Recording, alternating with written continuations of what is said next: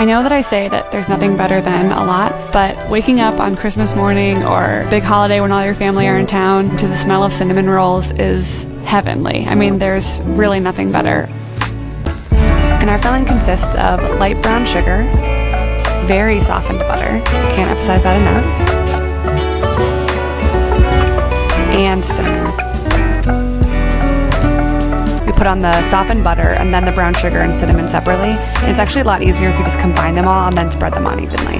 And you're not having any parts that don't have one of those ingredients. If you have an even layer, you'll get that really, really nice shape as well when you roll it up. So take your time here. It's really satisfying to spread because it's like so buttery, honestly.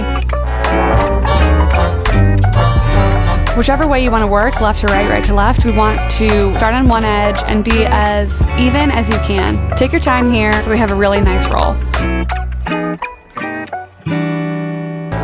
One hack that we learned after making these so many times is to use dental floss to cut the rolls, because the dental floss actually cuts the entire slice from the outside in, whereas a knife kind of pushes from the top down and squishes the slices. It ensures that you get a perfect spiral with your slices when it's done.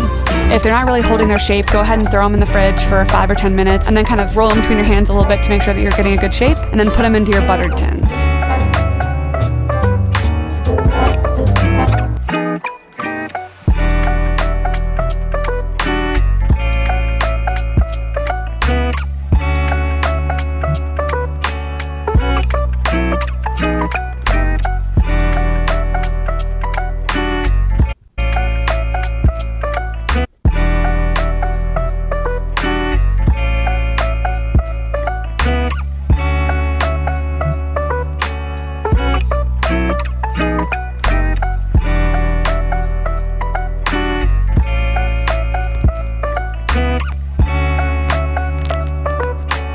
This is kind of as much as you can fit in there. You don't want to jam pack them too much because these are going to expand a little bit more once we proof them.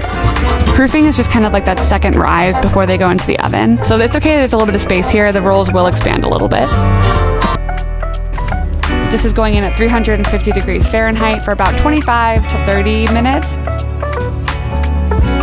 Keep an eye on them. The outer ones will cook a little bit faster, so you want to make sure that that middle one is cooked through. If they are getting too dark on the top and not cooking on those seams, just go ahead and turn the oven down to like 320 to finish off the cooking so they don't brown too much.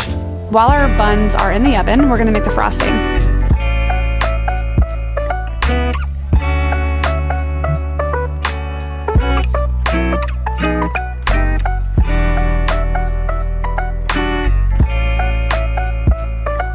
You could just do a basic powdered sugar water glaze if you wanted to, but it's the holidays, so let's bump it up a little bit. We're gonna add cream cheese, you know we love it. Adds a little tanginess, cuts the sweetness a little bit, melted butter, and then we're gonna use milk and vanilla to flavor our icing.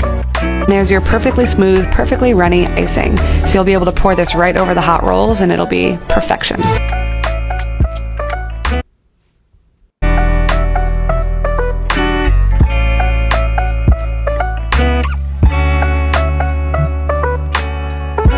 Once they come out of the oven, you want to make sure that you're not putting the glaze on when they're too hot. Leave them to cool for at least 10 minutes, because if you put the icing on when it's too warm, the icing is just going to completely melt and it's not going to be like that really nice glaze on top. And now for the fun part, the drizzling over. I start on the outside and go towards the middle, but it's kind of up to your preference, how much you like, drowning in icing, if you only like a little bit. You can use the back of a spoon to kind of spread the rest of the icing out, just so that every little nook and cranny gets a little bit of icing. You could also just put this on the table and let people put their icing on it themselves if you want. This is like, whew, gorgeous. I mean, look at that icing on those rolls. All that hard work, and look how beautiful. Like, this is super smooth icing over these warm cinnamon rolls. I mean, I just wish you guys could smell these. If you smelled this, you guys would immediately go and make these cinnamon rolls. Like, they smell so, so good.